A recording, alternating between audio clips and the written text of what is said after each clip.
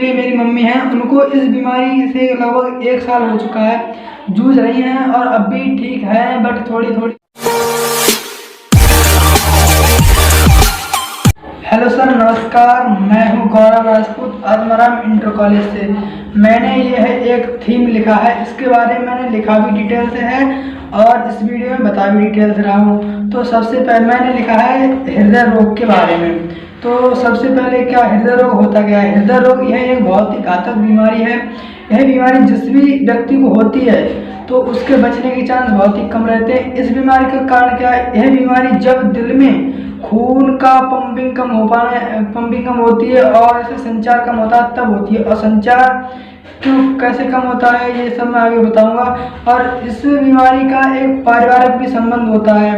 तो पारिवारिक संबंध क्या है इसका? जैसे कि यदि आपके घर में आपकी भाई बहन माता पिता या दादा दादी ताई ताऊ को है तो आपको भी यह बीमारी होने के चांस बढ़ जाते हैं। तो आप लोगों का ये इससे बचने का कारण क्या है? इससे आप बच सकते हैं यदि आप उनका जूठा ना खाएं और उनके वस्त्र ना पहने तो आपको ये बीमारी नहीं हो सकती है। तो सबसे पहले इसका है दिल के दौरे का कारण।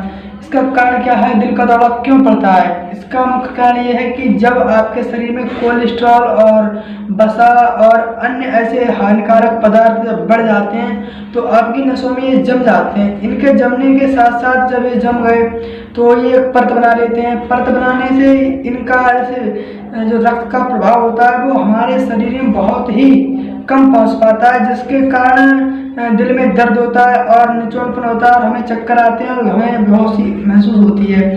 तो कोलेस्ट्रॉल और वसा ये क्या है? वसा यह खाद्य पदार्थों में पाया जाता है, जैसे अधिक तेलीय वसा पाया जाता है, जैसे कि मोमोस है, चाउमीन है, बर्गर है। इन सब चीज़ों को खाने से ये हमारे अंदर बढ़ जाता है और नसों में चिपक जाता है और इन सभी चीज़ों का हमें सेवन नहीं करना चाहिए। और जो है कोलेस्ट्रॉल यह अधिकतर जानवरों की चर्बी में पाया जाता है। जानवरों की चर्बी में पाया जाता है, जैसे जो लोग मांस मदिरा और अधिक चीज़ जानवरों के मांस का भोजन करते हैं तो उनके शरीर में यह बढ़ जाता है और उनकी नसों में परत बना लेता है। परत बनाने के कारण उस व्यक्ति के अंदर खून का संचार कम हो पाता है, जिसके कारण उसे हार्ट अटैक पड़ता है। हार्ट अटैक के लक्षण कुछ लोगों को तो 1 या 2 महीने पहले ही मालूम हो जाता है कि हमें हार्ट अटैक पड़ने वाला। उनका शरीर जो होता है थोड़े चक्कर आने लगते हैं। कुछ लोगों को तो तीव्र गति से दर्द होता है उनके दिल में और कुछ लोगों को बहुत ही हल्के दर्द होता है और कुछ लोगों को बहुत ही समय पहले मालूम पड़ जाता है कि हमें दिल का दौरा पड़ने वाला है, क्योंकि उनके शरीर में हल्कापन होने लगता है और उन्हें बहुत ही से थोड़ा चक्कर आने लगते हैं और उनका शरीर जो काम कम कर पाता है, थकावट महसूस होती है। और कुछ लोगों को घंटों ही पहले मालूम पड़ता है कि हमें हार्ट अटैक पड़ने वाला है, तो उनकी एकदम सांस फूलती है, उन्हें सांस लेने में बहुत ही दिक्कत होती है। और जब हार्ट अटैक पड़ता है तब ऑक्सीजन बहुत ही अंदर कम जा पाती है, इतनी कम जा पाती है कि उससे बस सांस लेने में बहुत ही कठिनाई आती है और आधी सांसें स्टार्ट हो जाती हैं इस तरह से। तो इस तरह से सांसें आनी स्टार्ट होती है तो उनके दिल में बहुत तेज दर्द होता है और जिसके कारण ऐसा होता है कि हमारे दिल में कुछ है ही नहीं, मानो सूखा हो गया है, बिल्कुल सूख सा गया है और उनको ठंडा ठंडा पसीना आने लगता है।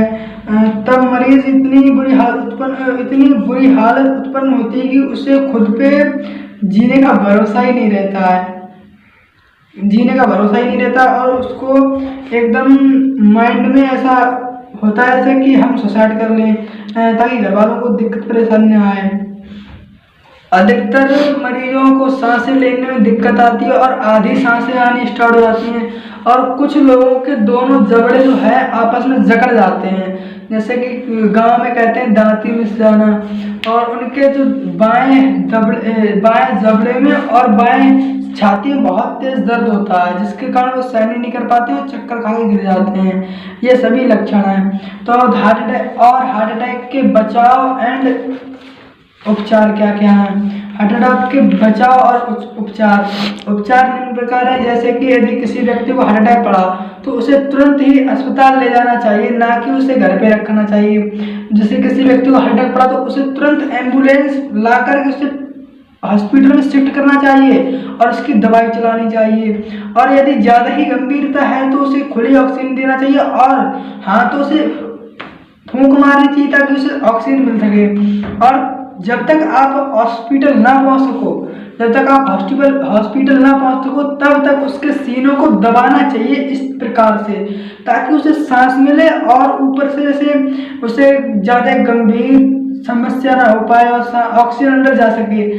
उसको अगर ऑक्सीजन ज़्यादा कमी हो तो आप मुंह से सांस दे सकते हो, कोई दिक्कत वाली बात नहीं है। और अगर आप किसी मेडिकल के पास में हो तो एक डिस्प्रिन टैबलेट आती है, उस टैबलेट को घोलकर पिलाने से आदमी की बहुत ज़्यादा तबीयत सही हो सकती है। उससे यदि किसी व्यक्ति को ज़्यादा परेशानी है तो उसे डिस्प्रिन गोली आती है मेडिकल से लेकर, उसे घोलकर पिला दो और उसकी तबीयत थोड़ी ठीक हो जाती है। क्योंकि मेरी मम्मी हैं उसी का इस्तेमाल करती हैं।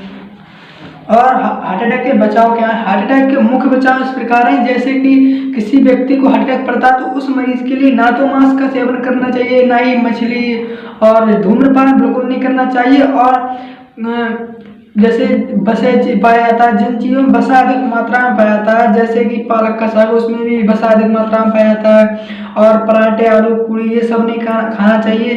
तो इन सब खानों में इतना वसा होता है कि उनके शरीर को बहुत ही हानिकारक पहुंचाता है। जो भी मरीज है और सही हो गया तो वो ये चीज़ों का सेवन कर रहा है तो उसे दोबारा आने का चांस रहता है हार्ट अटैक। ये सभी कारण होते हैं, इसके बचाव होते हैं इससे बचने के।